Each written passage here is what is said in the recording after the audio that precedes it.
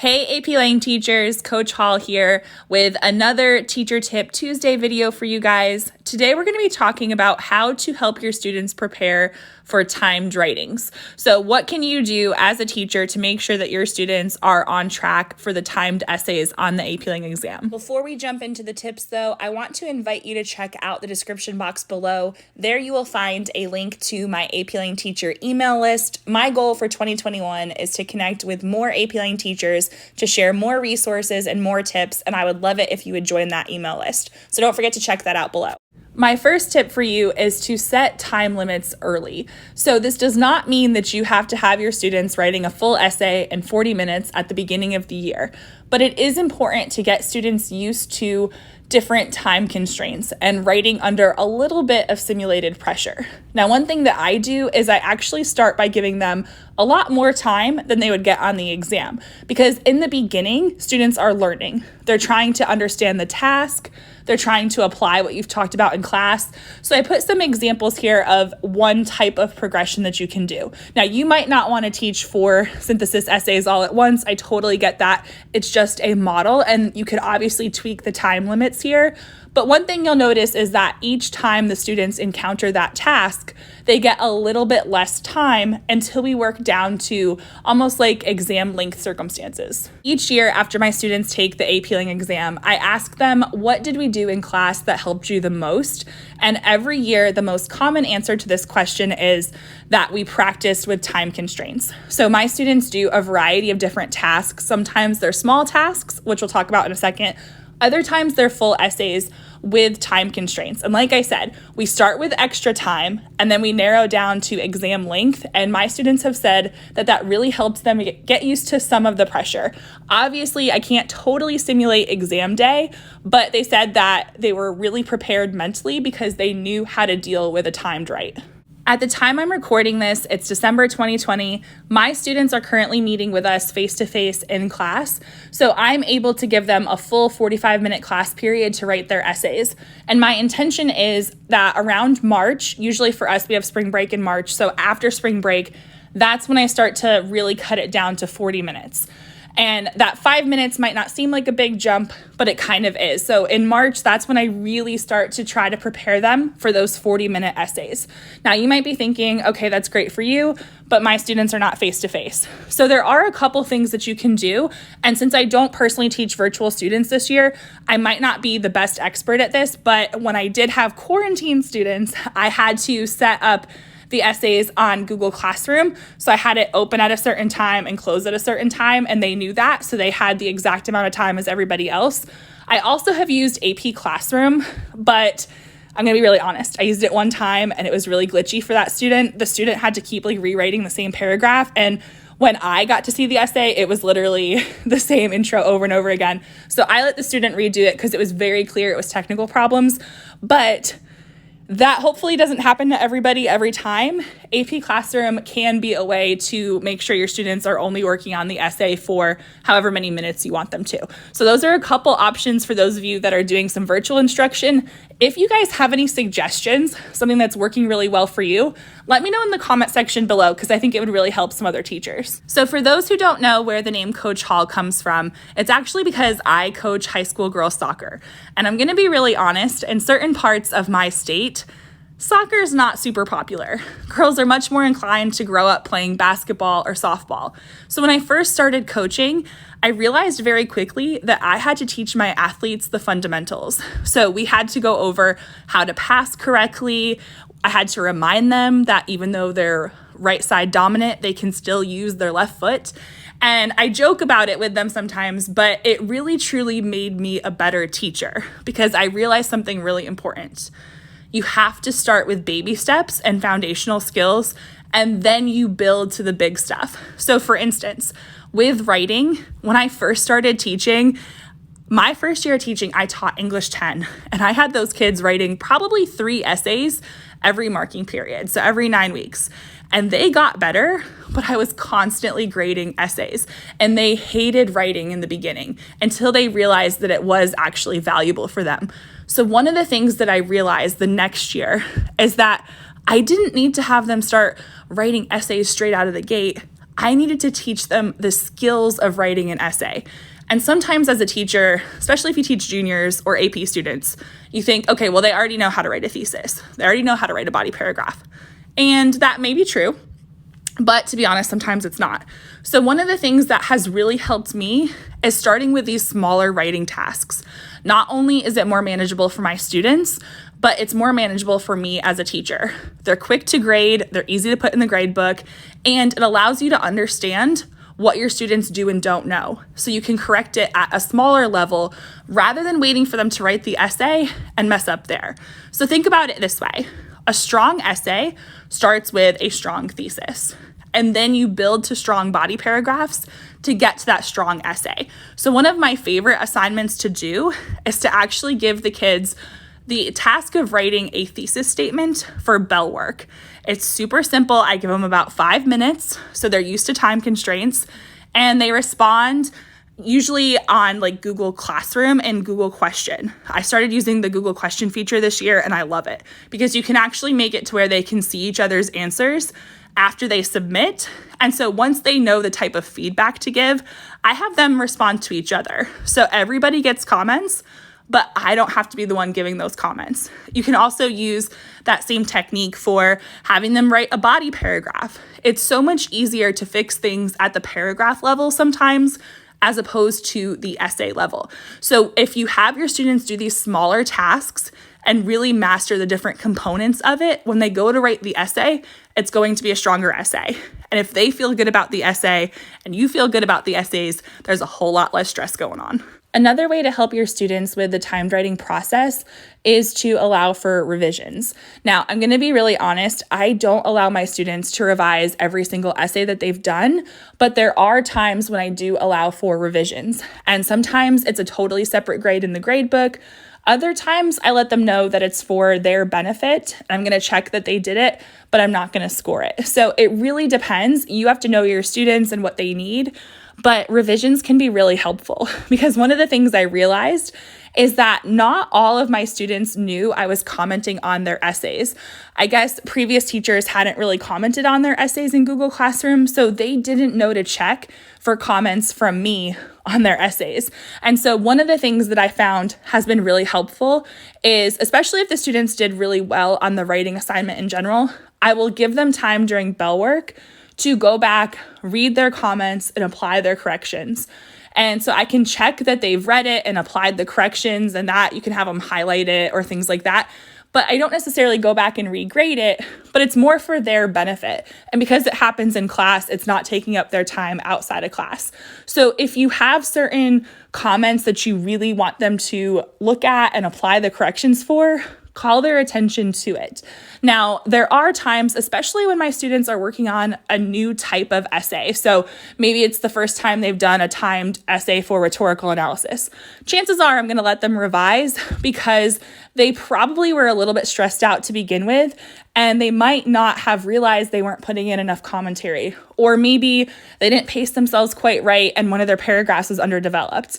I want them to have the opportunity to go back and really demonstrate all of their knowledge, but I need to know what they were capable of in a timed situation. So depending on what you think is best for your students, it can be really helpful to allow for revisions because it's allowing them to fix what they've already written about as opposed to moving on to a new essay. So definitely consider revisions as part of this process for helping your students become better at timed writes. My next tip is to model the process. Model how to create a line of reasoning and how to outline an essay, because I found that a lot of times students don't want to take the time to outline their essay. They just want to start writing because they want to make sure they're using their 40 minutes to the best of their ability. But sometimes when students just jump right in and write the essay, they don't have a clear line of reasoning. They don't have a plan that they're trying to follow. So one of the things I did with my students recently that seemed to really help them was we were talking about this one synthesis prompt, and they'd already been through the sources. So I had them write their stance on a piece of paper. Then I had them figure out their main ideas. So most of them wrote 2 main ideas because they would only be able to write 2 body paragraphs. Totally fine. Then they had to come up with the evidence. So which evidence would they choose to best support that main idea? And I told them I wanted it to come from 2 different sources. So once everybody was able to do that, then I had students start to share out their ideas, and I wrote it on the board, and we had some really interesting breakthrough moments because students were able to explain, okay, this is my thought process, here's how I would do it. And a couple times we actually had students talking themselves through it, and then they realized that their order was not quite right, and they were able to rearrange it to make a stronger line of reasoning. So this is a really great way to kind of model it for your students. Even if they're not the one talking through it, they can still get the ideas from other students. And my students said it really helped because they felt so much more confident when they actually did write that essay because they knew they had a solid line of reasoning. Each year, as we get closer to the exam, I find that my own students start to ask more what if questions, kind of like worst case scenario situations, like what if I run out of time? Or what if I can't identify any rhetorical choices? What if I can't come up with specific evidence? And so we actually start to address these questions as students ask them.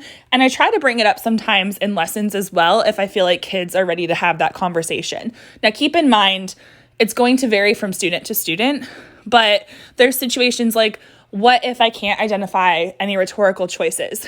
Well, one way that I try to help my students prepare for that is usually in like March or April, I try to start giving them passages that have been used on the exam, but ones that I think are maybe a little bit harder, maybe a little bit less approachable.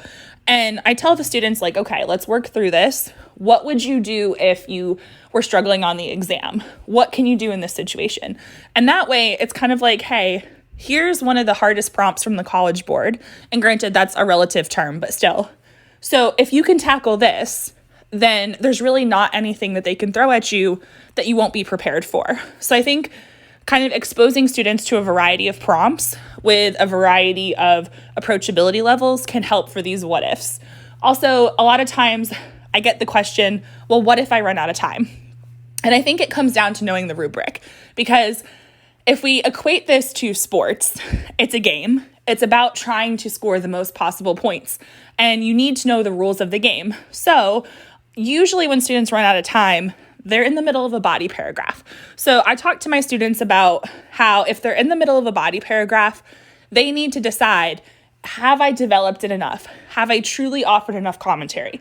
If the answer is yes, okay, try to write a quick conclusion. If the answer is no, then keep working on that body paragraph because that is more likely to help your score.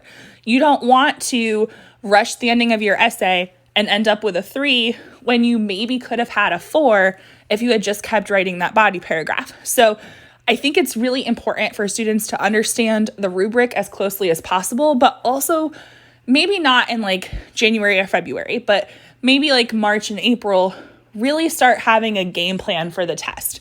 And it's going to vary from student to student, but it's really helpful sometimes, especially for those kids that are worried about their performance, to kind of go in thinking, okay, this is what could go wrong. And if it does, here's how I'm going to handle it. Something else that you can do to help your students with timed writes is to offer meaningful feedback. So we talked earlier about how there are times when it's appropriate to have students revise. Well, if they're going to revise, it should be based on feedback. And I find that teacher feedback is valuable, but it's also time consuming. There are points in the year where I do allow students to do peer feedback, but it's usually not until March or April when they've received enough feedback from me that they know the types of comments they should be putting on someone else's essay. Also, you want to build up that peer-to-peer rapport. So one of the things that I thought when I first started teaching is I thought that meaningful feedback meant that I had to leave a lot of comments. And I spent hours creating essays. And I've since learned that meaningful doesn't have to mean a lot of comments, but it's really about the quality of those comments. And so I think one thing to keep in mind is that feedback is going to vary from assignment to assignment, student to student. What I tell myself is I want to point out what the student did well. So even if it's something small like you have a defensible thesis, I want to acknowledge what they've mastered or done well. But I also want to offer some suggestions. And oftentimes I try to make sure that it's a quick fix and it's something that is meaningful. It can be really tempting to start to comment on grammar and word choice. And there's times when I think this is helpful. For instance, a quick fix could be trying to get students to avoid words like good, bad, very, a lot. So if they tend to use those words, I might put word choice and then I'll offer a suggestion as to the word that they could use. Because if I just write word choice, they might not know what word they should have used instead. So oftentimes being more specific with your comments does help. But let's say there's lots of grammatical errors. I might not point those out. I might not point out spelling mistakes as much, unless, of course, it's something that we covered in class. So if we've recently gone over comma usage for dependent clauses or semicolons or any kind of grammatical thing, then I might point that out if it's a repeated mistake, especially if it's impacting my ability to read the essay. But to be honest, the essays can have mistakes and still score well. So instead, I try to focus my comments on actual meaningful feedback that the students need. So a lot of times it's actually about their commentary. And it's really tempting sometimes to just say, add commentary. And I've done this, I've put it on kids' papers. What I realized is if they didn't add commentary the first time, they probably don't know what kind of commentary they're supposed to add. So they might realize if you say add commentary, oh, hey, I need to put more commentary here.